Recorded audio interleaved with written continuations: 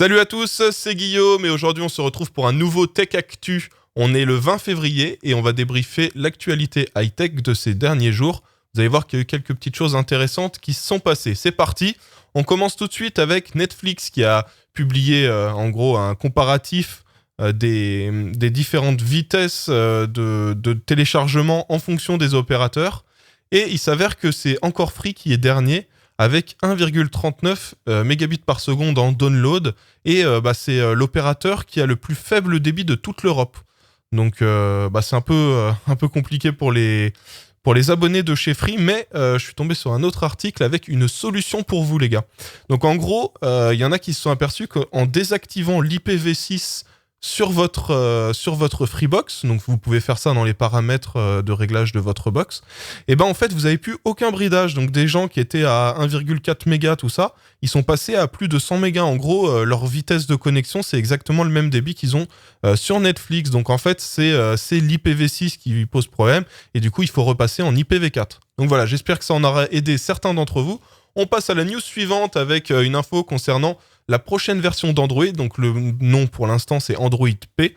Et on apprend en fait qu'ils travaillent pas mal sur le design et l'adaptabilité en gros du système d'exploitation de manière à ce que le design s'adapte à la forme du téléphone, étant donné qu'on a des téléphones avec des formes de plus en plus étranges, comme par exemple les téléphones qui essaient un petit peu d'imiter ce que fait l'iPhone avec la petite barre tout en haut.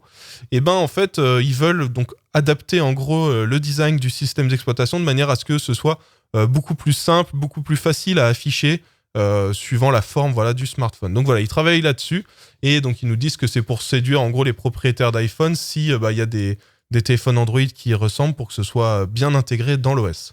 Une info concernant Instagram maintenant, ils ont envie d'alerter les utilisateurs quand quelqu'un fait une capture d'écran d'une photo. Donc ça veut dire qu'imaginez, vous faites une capture d'écran d'une photo, la personne va recevoir une notification comme quoi vous l'avez fait. Mais il y a une solution pour l'instant pour pas se faire choper quand il y a ça. En gros, il nous explique, il suffit donc de se mettre en mode avion, de faire la capture d'écran. Ensuite, il faut fermer l'application, relancer l'application, désactiver le mode avion. Et ensuite, vous pouvez continuer de naviguer. Et là, comme ça envoie pas de notification. Donc voilà. Maintenant, vous savez que ça fait ça et vous savez comment éviter de vous faire choper si vous faites des captures d'écran. News suivante, on va parler du Apple HomePod. Et une petite news intéressante pour ceux qui souhaitent en acheter, sachez que la base en silicone, ça fait des petits dégâts sur le bois. Donc voilà, si vous comptez en acheter, faites attention. C'est comme ça, c'est le silicone avec les vibrations et la chaleur qui font qu'en gros, ça salit et ça abîme le bois quand c'est posé dessus. Donc voilà, faites attention. News suivante, on va parler de Apple qui a eu un énorme bug cette semaine. En gros, quand on recevait un caractère bizarre, je sais pas si vous voyez bien sur la vidéo, mais c'est un caractère indien en gros. Toutes les applications de messages buguaient. Et ensuite, on pouvait plus les relancer. Donc là, il vous montre exactement ce que ça fait. Vous voyez, ça faisait ça. Et ça faisait le problème là avec même les clients mail, avec WhatsApp, avec plein d'applications comme ça. Ils ont un patch qui arrive. Donc c'est la version 11.2.6 d'iOS qui va arriver, qui vient d'être déployée d'ailleurs.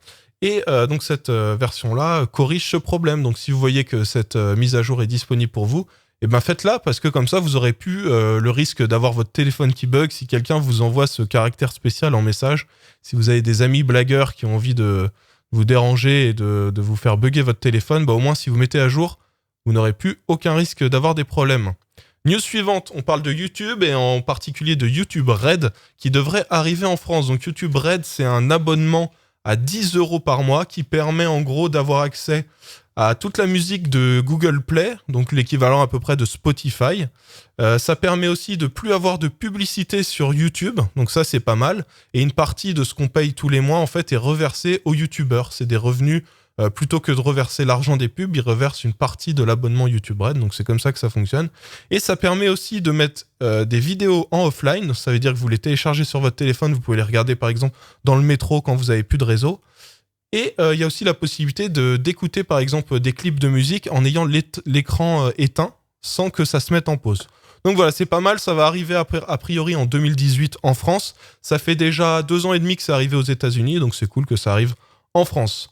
Une news supplémentaire concernant Google, donc en gros, ils ont supprimé le bouton qui permet d'afficher l'image quand on est sur Google Images, d'afficher directement le lien de l'image, de manière à ce que, en fait, ils ont fait ça pour éviter qu'il y ait des vols d'images et que ce soit un peu plus difficile de voler les images.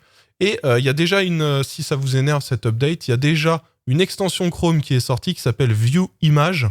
Je vous mets le lien dans la description si vous voulez aller installer ça sur votre PC.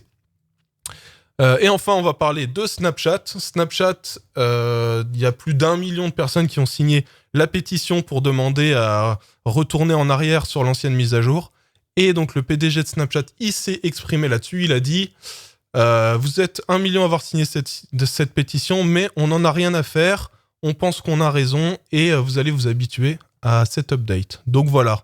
D'après le PDG de Snapchat, c'est juste parce qu'il y a du changement que ça nous dérange et c'est pas du tout parce que l'application est mal pensée. Donc a priori, il compte pas revenir en arrière sur ce design et va falloir s'y habituer d'après ce que dit le PDG de Snapchat. Voilà. Enfin, je vais vous parler d'une toute dernière news, mais là, c'est par rapport à ce que vous m'aviez demandé. Vous m'aviez demandé de vous annoncer quand il y avait des jeux intéressants qui sortaient.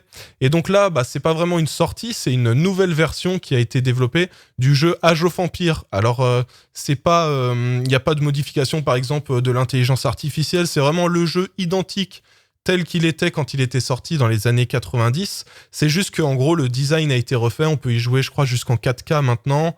Donc voilà, il y a quelques améliorations graphiques, mais au niveau du gameplay, ce sera exactement pareil et ça sort le 20 février, aujourd'hui. Donc voilà, vous pouvez déjà aller le télécharger, je pense. Et donc voilà, donc si vous avez d'autres suggestions, des choses que vous voudriez que j'ajoute dans ce Tech Actu, n'hésitez pas à m'en parler dans les commentaires. J'espère que ce Tech Actu un peu plus rapide que d'habitude vous a plu.